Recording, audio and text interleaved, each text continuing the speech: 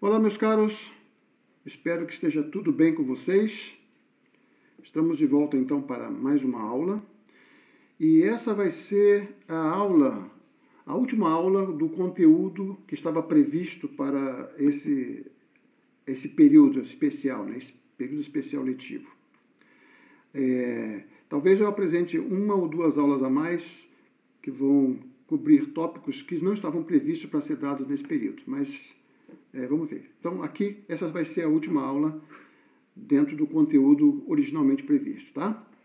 E o plano de aula é o seguinte, a gente vai voltar ao teorema fundamental do cálculo, porque a gente enunciou, utilizou em várias situações, mas a gente não explorou um pouco mais sobre isso, né, como ele merece, tá? Então, a gente vai começar com o teorema fundamental do cálculo, vamos relembrar, vamos demonstrar alguns fatos, e depois a gente vai voltar ao teorema fundamental do cálculo, junto com a regra da cadeia, para tirar uma fórmula que é importantíssima, principalmente com coisas que vocês vão ver mais adiante no profissional, lá sobre mecânica do contínuo, fluidos, gases, etc.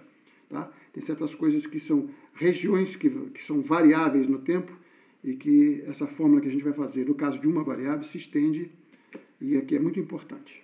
Ok, então vamos começar. Teorema fundamental do cálculo. Esses são os protagonistas da história do cálculo. É o Newton e o Leibniz.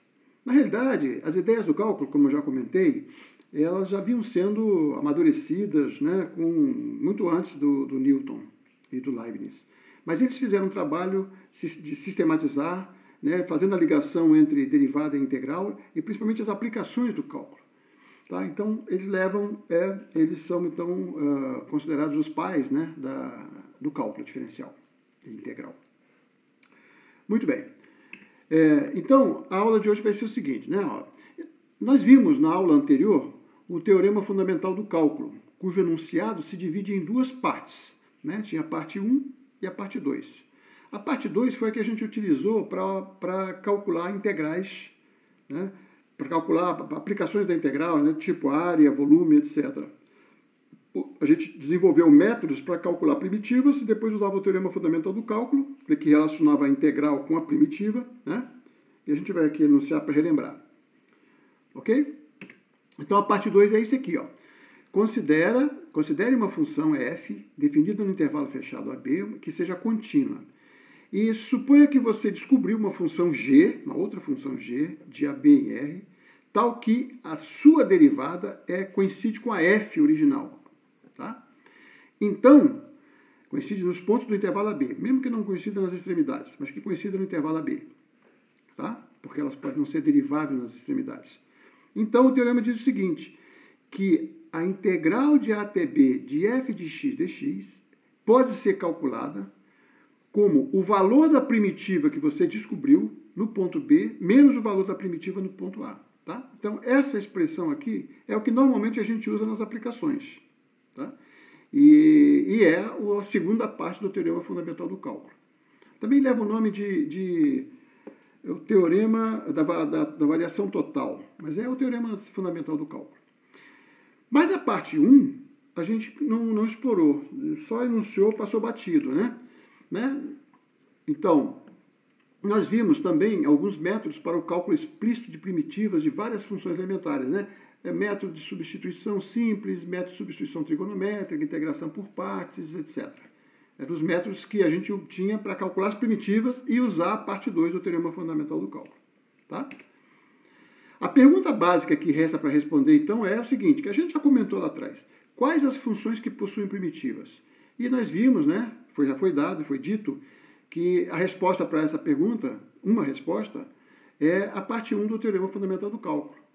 Então ele diz quais são que se você, sob certas hipóteses, você garante que tem a primitiva. Agora, como calcular a primitiva? Bom, aí tem que fazer aqueles métodos todos que a gente usou. Certo? Bom, e além disso, a gente viu também que tem algumas funções que não têm primitivas elementares, ou seja, não podem ser obtidas por aqueles métodos que a gente desenvolveu. Tá? Mas a parte 1, então, diz o seguinte, olha, seja f uma função contínua e defina g por essa expressão aqui. Ó. O que é o g de x? G de x é a integral de a até x do f, da função f. Então você tem aqui, ó, intervalo AB, tá? Daqui o A até B. Você pega um x intermediário aqui e, por exemplo, suponha que essa função f é positiva e calcula a área de A até x, debaixo do gráfico da função. Tá? Então, esta função, com a variável x agora sendo o limitante da área, ela é uma primitiva. Ou seja, a derivada disso aqui é igual a f de x. Então, essa expressão aqui, aparentemente, é de inútil, né? Porque se a gente não sabe calcular a integral da f, a gente não tem como descobrir que função é essa. Mas ela é dada por essa expressão aqui, ó. Se a f for positiva, é a função área. A área é sobre o gráfico de A até x. X variável, esse x aqui varia com esse x. E a gente não pode botar o mesmo x aqui, porque senão se confunde, né? Eu chamo de S, eixo dos S's, né? De A até B. Esse aqui, ó. A integral de A até B, eu boto a variável S aqui. Aí eu pego um x desse intervalo, fixado, mas arbitrário, e digo que a função é a área de A até x da função definida na variável S. Ok? Então, essa é uma expressão, e a gente vai explorar e vai demonstrar agora que essa expressão dá a primitiva que a gente quer.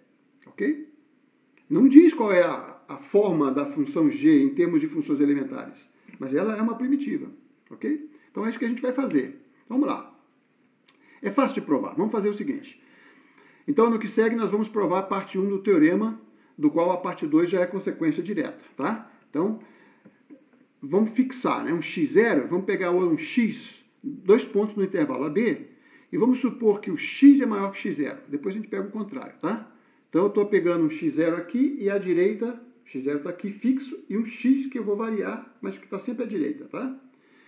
Como f é contínua no intervalo AB, no caso aqui em particular no intervalo x0, x, toda função contínua admite um máximo absoluto, né? Então, eu vou chamar de S mínimo, o ponto de mínimo absoluto da função neste intervalo. E o S máximo é o ponto de máximo absoluto da função f nesse intervalo. Então, a gente tem essa desigualdade aqui, ó. F de S, qualquer que seja o S aqui, é maior ou igual que o valor mínimo e menor ou igual que o valor máximo. Certo? Muito bem, guarda essa fórmula aqui. Vamos lá, próximo passo. Veja bem, eu repeti aquela fórmula, né? Nesse meu desenho aqui, como a função é crescente aqui nesse pedaço, o S mínimo é o próprio x0, porque ela está crescendo. E o S máximo é o próprio x. Se eu tivesse pego os pontos aqui, o S mínimo seria, o valor de f seria o maior possível do lado de cá. Tá? Esse f de máximo estaria aqui no x0 e o x seria de mínimo, ok? Mas não importa. Uma vez você pegou 2 pontos x0 e x, tem um ponto de mínimo absoluto e um máximo de absoluto que vai estar nesse intervalo aqui, ó. No caso aqui são as extremidades, tá? Então, se para todos os valores de s você tem o S mínimo menor e o S máximo maior, então o seu integrar fica entre os dois, né? Quer dizer, o que é integral de f, que é integral de f de s daqui até aqui? É a área de baixo, se a função for positiva, né? É a área de baixo dessa curva aqui, ó, tá? Essa regiãozinha aqui, ó. Então a gente vê o seguinte, olha, a área dessa regiãozinha abaixo do gráfico, ela está limitado embaixo, né? Por esse retângulo menor aqui, ó. Que é essa fórmula aqui está dizendo? Base, que é o x menos x0, vezes a altura, que é o valor da função no ponto menor. Tá? Esse intervalo aqui, esse retângulozinho aqui, tem essa área. Tá? E se eu pegar agora o S máximo está aqui. Ó. O S máximo seria esse ponto aqui, dá o valor máximo possível. Então a altura máxima vezes a base é a área do retângulo. E a área da figura, que é dada pela integral, né, abaixo do gráfico, tá entre os dois. Vai daqui até aqui. Tá certo? Então, vale essa desigualdade aqui, que é uma propriedade que a gente conhece das integrais. A integral de f de s, a integral disso é menor que a integral disso, que é menor que a integral disso. Mas isso aqui é uma constante, né, porque o x e o x0 estão fixados. Então, isso aqui acontece. Muito bem. Então, eu vou usar o fato agora de que eu posso escrever a integral de x0 até x como sendo a integral de a até x, depois a integral de a até x0. Isso é fácil de entender, né? Por quê?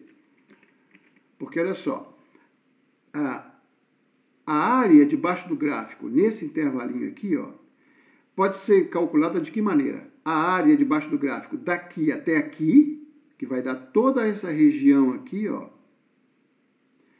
menos, tirando a parte agora que vai daqui até aqui. Quer dizer, esta área aqui daqui é a total daqui até aqui, menos essa outra que ficou para trás aqui, ó. Tá certo?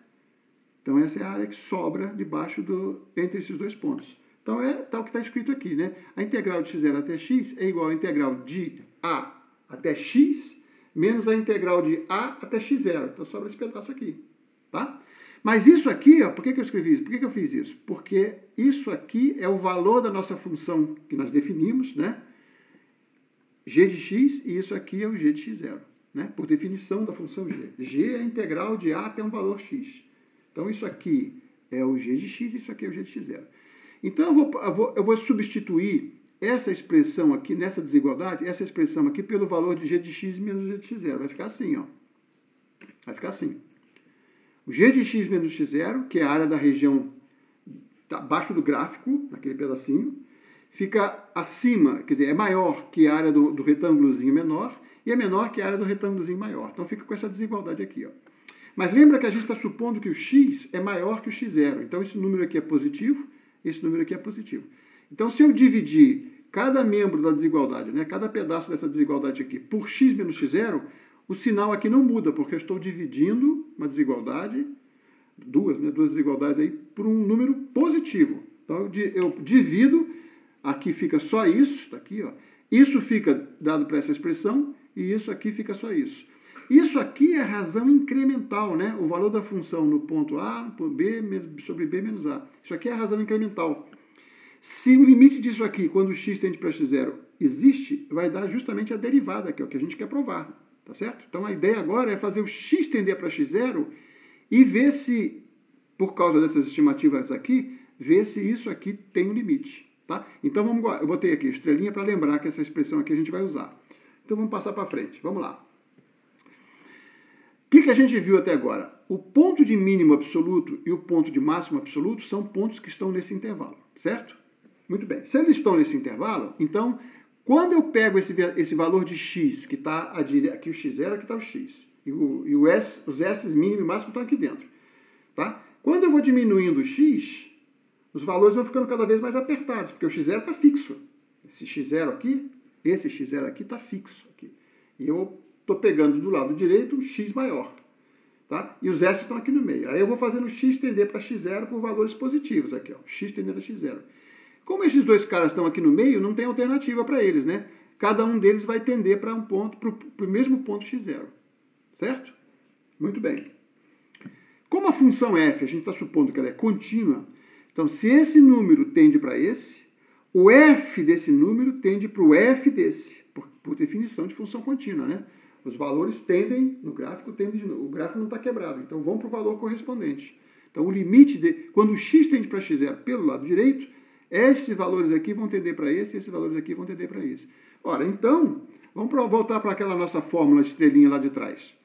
A razão é incremental. Vamos fazer o x tender para x0, né? Vamos fazer o x se aproximar de x0. Isso aqui vai tender para esse valor, isso aqui vai tender para o mesmo valor.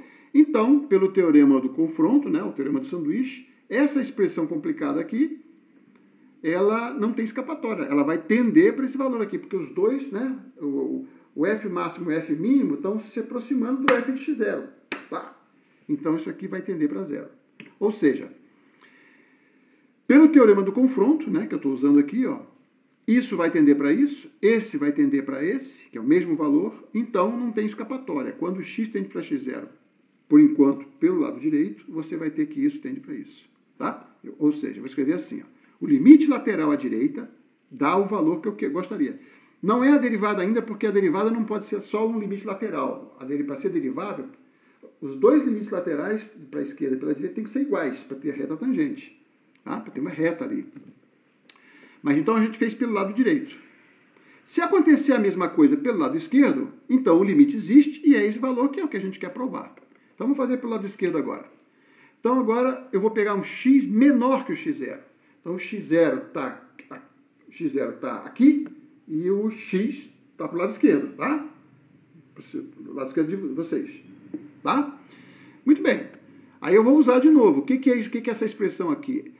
A integral de x até x0 é a integral de a até x menos a integral de a até x0 menos a integral de a até x. Vai ficar assim. É o g de x0 menos g de x. Tá? E isso aqui é a base, né? Lembra que o x0 é maior que x. Então isso aqui é o tamanho da base e isso aqui é a altura do retângulo. Então a mesma expressão. Agora eu vou dividir por x0 menos x, que é positivo, tá? x0 menos x é positivo, olha aqui, ó, x0 menos x é menor, então x0 menos x é positivo. Quando eu divido, mantenho a desigualdade, né? Estou dividindo por números positivos. Então ficou assim, ó.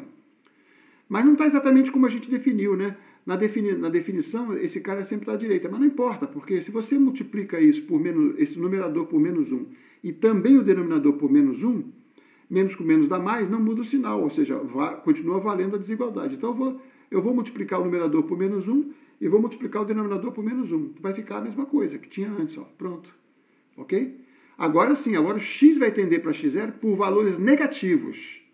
O mesmo argumento que a gente fez da continuidade da função, né, o teorema do confronto, vai nos dar que o limite pela esquerda também existe. Não tem esse zero aqui não, tá? Esse zero aqui escorregou e eu não vi. O limite pela esquerda desse cara aqui é igual ao valor da f de zero, e a gente já tinha pelo lado direito também. Então, temos a conclusão. Aquela função que a gente definiu como a área debaixo do gráfico, se a f for positiva, é a primitiva da função f, da integrando, né? A primitiva da f. Por quê? Porque a gente provou que a derivada da g é a f. E o x0 é um ponto arbitrário que a gente fixou. Ok? Então é isso. Então provamos o teorema, tá? Observações. Primeiro, é fácil provar que a primitiva dessa função aqui é uma função contínua, tá? Não provei isso, mas é fácil, porque em vez de você fazer a análise pegando os pontos máximos e mínimos no intervalinho, você fixa no intervalo todo o valor absoluto da função no intervalo AB e o valor mínimo absoluto. E faz aquelas estimativas com esses dois valores fixados agora. E aí você conclui uma desigualdade até simples, tá? Então, ela é contínua nesse intervalo e ela é derivável no intervalo. Essa função g ela é contínua nesse intervalo e ela é derivável no intervalo aberto. A gente não pode garantir que ela seja derivável nas extremidades, né, como derivada lateral. Não pode garantir porque, por exemplo, se a g de x, que está definido por uma integral aqui, se a gente faz a conta e descobre que ela é assim, ó, ou que é uma raiz quadrada, por exemplo, né, que tem uma síntota vertical assim inclinada, a derivada aqui é mais infinito e a derivada aqui é menos infinito, né? Porque a reta tangente aqui é zero, né? Horizontal. Aí quando você vai pegando aqui, ela vai ficando com a inclinação cada vez maior negativamente. Nesse ponto aqui, a reta vertical. Reta vertical é inclinação infinita. Mais infinito ou menos infinito. Tá certo? Então eu não posso garantir que derivada, sempre que as coisas descerem assim, né? Ou assim, você não pode garantir a derivada. Então, o teorema dizia que essa função g ela é derivável no intervalo aberto, podendo ser fechado, mas não pode garantir sempre que seja fechado. Mas sempre no intervalo aberto, e a derivada da g é o valor da f no ponto x. A derivada dessa função aqui, definida por essa expressão no ponto x, é a f nesse ponto x. Ok? É a primitiva. Então, com essa expressão, a gente pode sempre dizer qual é o jeitão e pode fazer estimativas, pode fazer uma opção de coisa com a primitiva, mesmo que a gente não saiba calculá-la, tá? Como a gente vai ver mais adiante. Vamos lá. Outra observação. Nós dissemos em aula anterior que a função y igual a elevado a menos x2 não possui primitiva em termos de funções elementares, né? Eu já falei isso. A gaussiana, essa aqui é a gaussiana, aquela função ela é assim, né? É um sino. Ela não tem primitiva em funções conforme... Isso a gente demonstra, é difícil demonstrar, não dá para fazer em cálculo 1, mas é conhecido. A primitiva dessa função não pode ser obtida como no caso dela, né? Essa função aqui é a própria exponencial composta com x2, com menos x2. Exponencial composta com x2. Então ela é uma função elementar, porque a exponencial é básica. x2, polinômio básico. Então essa aqui é, mas a primitiva dela não é. Não pode ser obtida assim. Tá? De fato, ela sendo contínua, O teorema fundamental do cálculo nos garante que possui primitiva. E a primitiva, bom, como a gente não consegue calcular isso, a gente deixa indicado assim, ó, essa é a primitiva. Isso permite obter uma série de coisas teóricas. Não dá para achar a expressão da função, porque não tem. A expressão da primitiva dessa aí é uma série de Taylor, uma série de potências, ou seja, uma soma infinita, e aí não tem uma fórmula elementar. Ok? Mas então, estou afirmando, né? Esta função aqui, g, definida desse jeito aqui, a variável x aqui, ó, é essa aqui, é o limite daqui. Essa função não pode ser expressa em termos de funções elementares. Ok? Também não pode essa aqui, ó, são várias, né? São muitas funções que já são conhecidas, que não são elementares. A função é a seguinte: para x diferente de zero, ela é o seno de x sobre x. E no ponto zero, no ponto zero eu não posso dizer, a fórmula não vale, né? Porque seno de zero é zero, zero sobre zero é indeterminado, não é isso? Então, mas o limite a gente sabe que é 1. Então, se eu botar o valor de 1 aqui, ó, eu estou tapando aquele buraquinho que falta, tá? Então, ela passa a ser uma função contínua, se eu definir a expressão dizendo que no ponto zero ela vale 1. Então, o limite disso é 1, que é o valor que eu estou dando aqui, ó. Então, esta função assim definida, ela é contínua. Se ela é contínua, o teorema fundamental do cálculo, parte 1, diz que ela tem primitiva. E as primitivas são todas dessa forma aqui, ó. Um número a qualquer com uma constante c qualquer. Porque a derivada de constante some. E a derivada disso aqui vai dar isso aqui, ó. Derivada de a até x do seno de s. Quando eu derivo, simplesmente jogo fora a integral e coloco x aqui e x aqui. Ou seja, é isso. Tá? Muito bem. Mas essa função aqui também não é representável por combinações, operações em quantidade finita de funções básicas. Não é. É conhecido isso. Tá? Muito bem. Mas essa função aqui, ela é tão importante, a gaussiana, ela é tão importante, aparece com tanta frequência em aplicações de física, teoria das probabilidades, etc. Por exemplo, nos fenômenos de dissipação de calor, ela sempre está presente. Ou ela ou variantes dela. Tá? E teoria das probabilidades, ela é chamada de a distribuição normal de probabilidades. É muito importante. Ela é tão importante que a primitiva dela, que a gente falou aqui atrás, né? Que essa primitiva aqui, ó, essa primitiva aqui, a gente vai dar um nome especial para ela. Ela é não elementar, mas a gente vai dar um nome para ela. É a função erf, erro. Erf vem de erro, tá? E é dado por essa expressão aqui, ó. É aquilo que a gente viu, né? Integral de 0 a x, de elevado a menos s2 ds, e bota uma constante aqui. Então, pelo teorema fundamental do cálculo, a derivada dessa função aqui é a constante, e aqui eu simplesmente elimino a integral e boto x aqui. Pronto, isso é a derivada. É aquela que nós tínhamos lá, praticamente, né? Menos de uma constante. Essa aqui, ó, é exatamente a mesma, só que botou uma constante aqui, tá? Então, o teorema fundamental do cálculo diz, a gente dá um nome para essa expansão, para essa função, porque ela não é que ela seja elementar, mas ela é muito importante. Ok? Tá aí o gráfico da função erf, tá? Ela é uma função tipo sigmoide, né? Sigmoide é uma função, toda função que tem essa fórmula aqui, lembra o sigma do grego. Então, ela é chamada de sigmoide. Ok?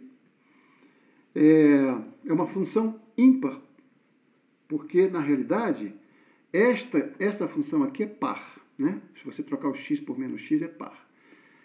Uma função é par, a derivada dela é ímpar. Se a função é ímpar, a derivada dela é par. É se somente se. Quer dizer, uma função é par se somente se a sua derivada é ímpar. E vice-versa. Uma função é ímpar se somente se a derivada é par. Então, se essa aqui é par, a sua primitiva é ímpar. Né? Por quê? Porque a derivada de uma ímpar tem que dar uma par sempre. Então, aqui ela é ímpar, é completamente simétrica aqui. Esse pedaço aqui é refletido exatamente como está aqui, quando você reflete em relação à origem. Por exemplo, esse ponto aqui, ó, refletido em relação à origem, vai dar exatamente esse que está aqui. Ok? Então, isso se vocês forem estudar probabilidade, vocês vão ver, vocês vão trabalhar com essa função. Ok?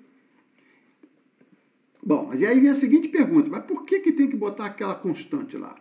A resposta está nesse fato aqui, ó, que ela tem uma assíntota horizontal no 1 para lá e uma assíntota horizontal no menos 1 para lá. Essa altura aqui é menos 1. Tá? E isso vem da probabilidade. Então eu coloquei assim, ó, pergunta inevitável.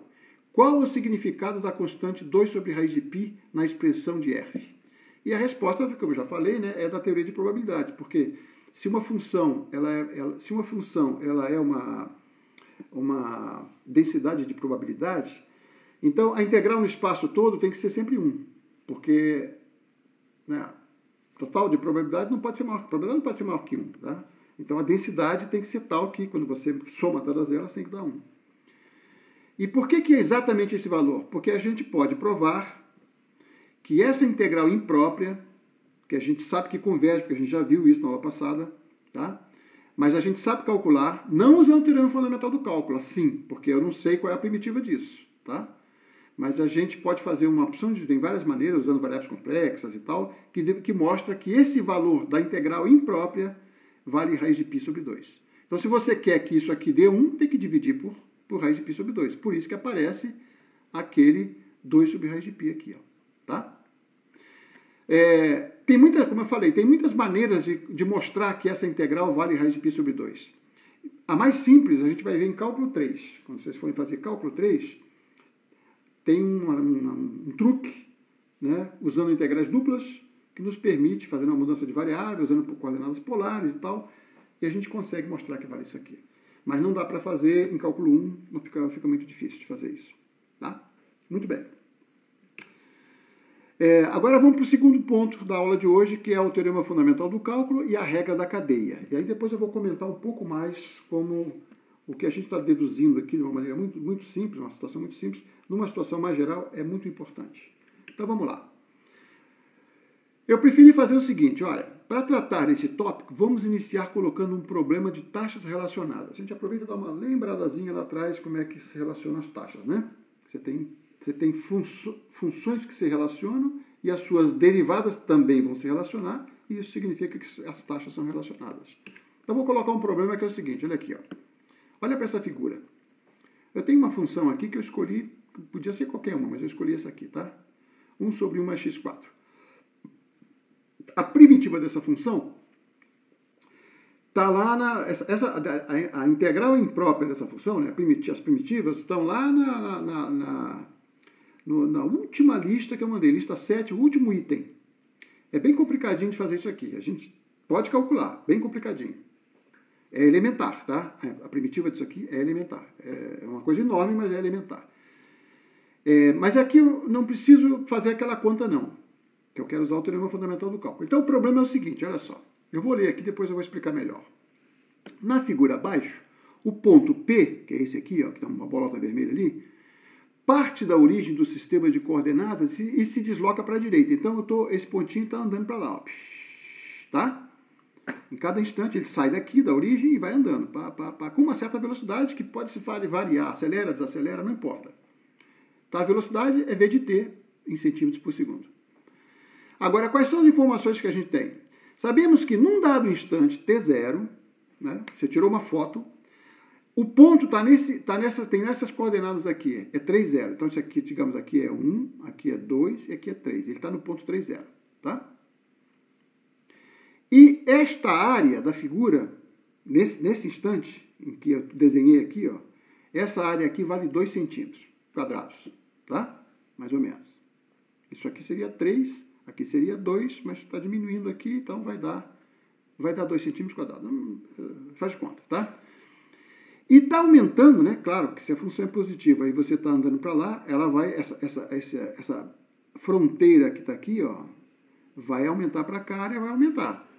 Então, por um experimento, tirando fotografia e medindo, etc., descobriu-se que a área está aumentando de 0,2 centímetros quadrados por segundo. Tá certo? Então, eu sei a posição, num certo instante t, eu sei onde está o ponto, eu sei quanto mede a área e eu sei de quanto ela está variando, a taxa dela, né? A taxa de variação da área é 0,2 metros por segundo ao quadrado. Positivo, né? Porque está crescendo. Ok? E aí, com esses dados, eu quero calcular qual é a velocidade desse ponto. Um outro problema seria dar a velocidade do ponto e calcular a variação da área, quer dizer, a taxa de variação da área, com que velocidade a área aumenta. Tá? Mas aqui no caso eu estou supondo que foi medida essa variação e eu quero achar a velocidade do ponto. Então, para a gente exercitar. Muito bem, como é que a gente resolve esse problema? Vamos lá. Vamos fazer todas as interpretações que estão aqui com as coisas que a gente já viu. Então vamos lá. Eu vou chamar de x de t a posição do ponto P em qualquer instante t, tá? Arbitrário. Então, por exemplo, naquele instante t0 ele está aqui, mas antes ele estava aqui, está para lá, tá certo? Então, x de t é a posição no instante t. Ok? Está aqui. X de t é a posição no ponto t. A de t é a área da região nesse mesmo instante t. Quer dizer, quando o ponto estiver na posição x de t, a área é a de t. Então, funções de t, tá? Isso aqui mede a área em centímetros quadrados, isso aqui mede a posição em centímetros.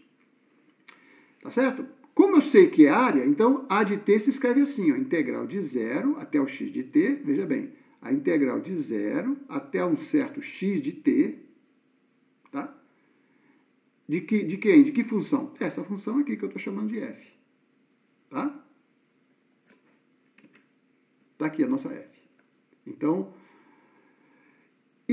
bom, então essa é a função, que é a função área, tá? E foi dado que a sua derivada num dado instante é 0,2. 0,2 centímetros ao quadrado por segundo, 0,2. Tá bom? Muito bem. O que mais? O que a gente sabe? Isso aqui são dados do problema, né? O que a gente sabe? A gente sabe, pelo teorema fundamental do cálculo, que esta função, que mede a área de 0 até x, é uma primitiva, na variável x, é uma primitiva da própria f. Por quê? Porque a gente viu que a derivada da g é a própria f em qualquer ponto x. Tá certo? Ora, então, se essa função aqui, se eu trocar o x por x de t, então a g, a nossa área vai ser g composta com x de t. Porque olha só, o que é a área? A área é a integral de 0 a x é a g. G de x de t. Esse x aqui é variável qualquer, fixada. Aqui ela está em cada instante, sendo medida no tempo, tá certo? Então, a de t é o g de x de t, ou seja, uma função composta. Ora, se é uma função composta, eu posso usar a regra da cadeia, não é? Está aqui, ó. Se a de t é g de x de t, então a linha de t é o f, que é a derivada de g, é o f no ponto x de t, vezes o x' de t. Certo? Ora, então, e o que é o x' de t? Bom, x' de t é a taxa de variação da posição, é velocidade. Então, isso aqui é o v de t. Então, eu posso fazer o seguinte, olha, a velocidade é igual à derivada da área, né, a variação da área, dividido pela f, que eu tenho uma fórmula, que é aquele 1 sobre 1 mais x4, calculado no x de t. Isso para qualquer t, mas em particular no ponto t0. Então, pega esse cara aqui, joga para cá, então vai ficar v de t igual a isso dividido por isso. V de t igual a isso dividido por isso. Mas no instante t0, tá? Não é em qualquer instante que eu quero só no instante onde eu obtive as medidas. Vai ser, no instante t0, vai ser o a' de t0 dividido por f de x de t0.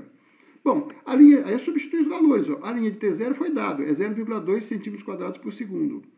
O f é 1 sobre 1 mais x4, ou seja, é 1 sobre 1 mais 3 à quarta potência. 3 vezes 3, 9, 9 vezes 3, 27, 27, 81. Então, isso aqui essa parte aqui é 1 sobre 1 mais 81.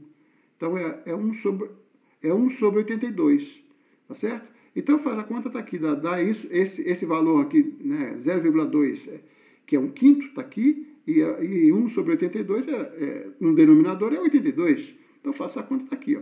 Então, a velocidade é 16,4 centímetros por segundo, que o pontinho está se deslocando naquele momento. Tá? Ou seja, se o pontinho P tivesse um velocímetro, naquele instante que foi pedido, o ponteiro está marcando 16,4 centímetros por segundo, a velocidade dele. Tá certo? Muito bem. Então, a taxa de variação, o que a gente fez aqui? A gente usou o teorema fundamental do cálculo para passar o g, derivada do g, g', como sendo o valor da f neste ponto. Mas tem que derivar o x, porque a gente está derivando em relação a t. Não é em relação a x, é em relação a t. Ok? Muito bem. O problema acima envolve a composição de fórmula, da fórmula geral das primitivas, que é dada pelo teorema, né? Com uma outra função qualquer. Mais precisamente, se você tiver uma função contínua f e você quer calcular a integral de 0 até... Você calcula a integral de 0 até um valor que depende de x, isso define uma função f de x, que é a composta da primitiva da f com a φ de x, que é isso aqui, ó. Tá aqui a composição. Então, toda vez que aparecer isso, a gente consegue derivar. Por quê? Porque a derivada da f da f grande, é a f pequena calculada nesse valor, que está aqui, ó, vezes a derivada do expoente, né, daquele negócio ali, no ponto x. Então, vai ficar aqui a regra da cadeia, né? É g' de φ de x vezes φ' de x. Desculpa, aqui é x, não é s. X. Tá? Estou calculando aqui em x. Essa é a variável de integração, a variável muda. Isso aqui não... Ah, uma coisa que é boa, importante. Não faz sentido você colocar um x aqui e integrar em x aqui também. Não faz sentido. Tá? Aqui, isso aqui quer dizer o seguinte, que se você pega o intervalo de 0 a x, você vai partir esse intervalo em pedacinhos. Então você bota o ΔS, ΔS, ΔS, ΔS, ΔS, até o x. Você não pode botar Δx com x que vai dar confusão. Tá? Então, a gente chama disso de integral muda. A variável muda. A integral de 0 a φ, que depende de x, então a função vai ser x. Isso aqui é a integral muda, a variável muda. Tá? Muito bem, então é isso. Podia ter também aqui uma função b de x e aqui uma função a de x. Então a gente usa aquela fórmula que nós já usamos lá atrás, né? A integral de a até b de f de s é a integral de c até b menos a integral de c até a. Que a gente já viu isso aqui, né? Ó. A integral de x0 até x é a integral de a até x menos a integral de a até x0. Não é isso? Né? A área desse quadradinho aqui, dessa regiãozinha aqui, é a área da região total daqui até aqui, menos a área dessa regiãozinha daqui até aqui. Ok? A gente já fez isso. Então, eu posso escrever sempre assim, ó. A integral de a até b, eu escolho um ponto que não importa se está atrás ou está à frente, não importa muito. Propriedades da integral. Mas você pode imaginar que o c está antes do a, né? O a é menor que o b, então você pode dizer que o c é menor ainda. Então a integral de a até b é a integral do menor até o b, menos a integral desse menor até o a. Ok? Então, agora suponha que esse a e esse b estão variando com x. Então você tem f de x, isso aqui, ó. Tá? Mas isso é o g de b de x, né? Porque isso aqui é o g. É o g de b de x menos o g de a de x. Então, calcular a derivada disso, você vai estar... a f, né? Essa função aqui é dada pela g, né? Aparecer assim. Então, você vai ter a derivada, olha, você deriva essa parte menos essa parte. Então, usando a regra da cadeia. A derivada de g é a f. Então, vai ficar f de b de x, b', menos f de a de x, a'. Então, essa fórmula aí é uma fórmula importante. Aqui pra gente é só, digamos, conceitual. Mas agora é o seguinte, olha o que a gente está fazendo, só para encerrar. A gente está pegando regiões que estão modificando, tá? Então agora você imagina o seguinte, você jogou uma quantidade de óleo na água. Ela se espalhou, então você tem uma região onde ela está o óleo, né? Ela vai seguir as correntezas, mas ela vai se deformando, né? Ela vai se deformando, porque a água joga para lá, para cá. Então essa mancha, com o tempo, ela se modifica a posição dela. E pode eventualmente se espalhar, tá certo? Então, aquela nossa regiãozinha, ela está crescendo, né? Está variando com o tempo, né? Então, uma mancha de óleo pode variar com o tempo. Se você quiser fazer cálculos em regiões que estão se modificando com o tempo, você precisa calcular, eventualmente, integrais em que os bordos da região, no caso aqui são intervalos, sejam variáveis com o tempo, tá? Essa fórmula é fundamental, saber derivar isso é fundamental para coisas importantes de mecânica do contínuo, de fluidos, etc, etc. Tem milhões de aplicações, ok? Para planos e para regiões volumétricas, que a gente está só com integrais de uma variável. Mas em cálculo 3 a gente vai ver integrais duplas para regiões planas, integrais triplas, que é para volumétricas, e aí aparece a fórmula que é conhecida como, tem uma fórmula de Gauss, tá? Que é derivar integrais, regiões no espaço em que as fronteiras se deformam, ok? Então é muito importante. Muito bem, então a gente vai ficar por aqui hoje. Eu espero que vocês possam revisar bastante essas aulas e nós estamos chegando já no final do período, né? Então, nós estamos precisando de umas férias. Ok, gente, então um grande abraço, até logo, até a próxima.